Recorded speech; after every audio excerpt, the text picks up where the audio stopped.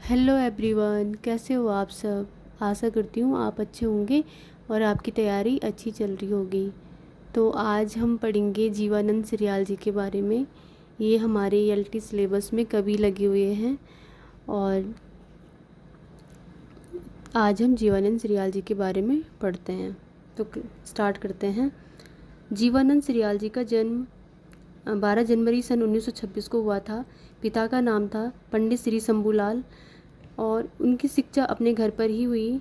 शिक्षा जो इनकी हुई थी वो अपने घर पर ही हुई थी। सीरियाल जी अपने ताऊ की गायें चुंगाते थे और स्लेट में खड़िया से लिखते भी रहते थे। 21 वर्ष में अपनी कथा व्यथा नामक कविता लिखी। जब ये 21 वर्ष के थे तब इन्होंने कथा व्यथा नामक की एक कविता लिखी। इन्होंने कविता में लिखा, अपना बड़ों का गोरू चरैनी डालों का निशा अक्षर सिखीनी। इन्होंने अपनी कविता में लिखा था कि अपने बड़ों के गायों को चुंगाया की और पेड़ के नीचे बैठकर की कविता सीखी। इनकी रचनाओं के लिए इन्हें पर्यावरण पुरस्कार, मद्य निषेध पुरस्कार मिला। इनकी कविता गंगा जमुना का मैथवीटी भाग 2 गढ़ साहित्य सोपान 3 भागों में प्रकाशित हुई।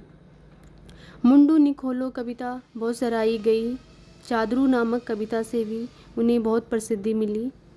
जो इनकी चादरू नामक कविता थी उनसे भी इन्हें बहुत प्रसिद्धि मिली।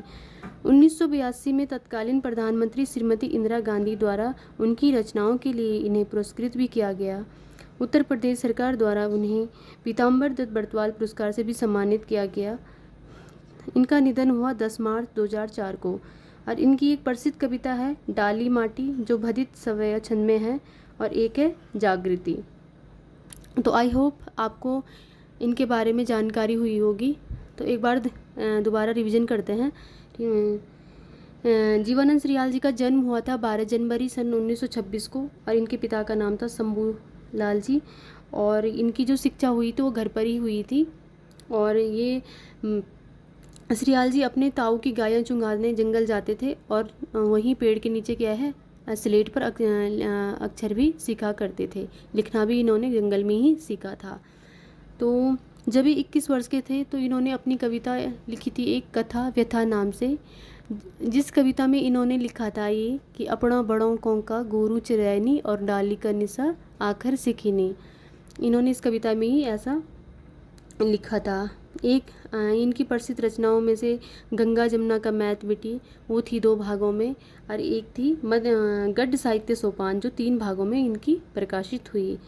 एक इनकी कविता मुंडू निखोलो वो भी काफ़ी प्रसिद्ध हुई। चादरू नामक कविता को भी प्रसिद्धि मिली। और इनको 1982 में तत्कालीन जो प्रधानमंत्री थी इंदिरा गांधी जी, उन्होंने पुरस्कृत किया इनकी रचनाओं के लिए। और इनको मिला उत्तर प्रदेश सरकार से इन्हें पीताम्बर दत्त बर्तवाल सम्मान से भी सम्मानित किया गया। और इनका निधन हुआ 10 मार्च 2004 को। और एक प्रसिद्ध कविता है इनकी डाली माटी। डाली माटी वो है भदित सवय छंद में, और एक है जागृति। तो जीवानंद सीरियाल जी ने मतलब पढ़ी, इन्होंने ना तो कोई विद्यालय देखा और न ये कभी विद्यालय गए, फिर भी इन्होंने घर पर ही इतना सब ज्ञान सीखा, पढ़ना लिखना सब कुछ। और इनकी कविताएं आज इतनी फेमस है कि हम लोग इनसे प्रेरित होते हैं कि इन्हें अपनी गांव की मिट्टी या अपनी धरती से कितना प्रेम था।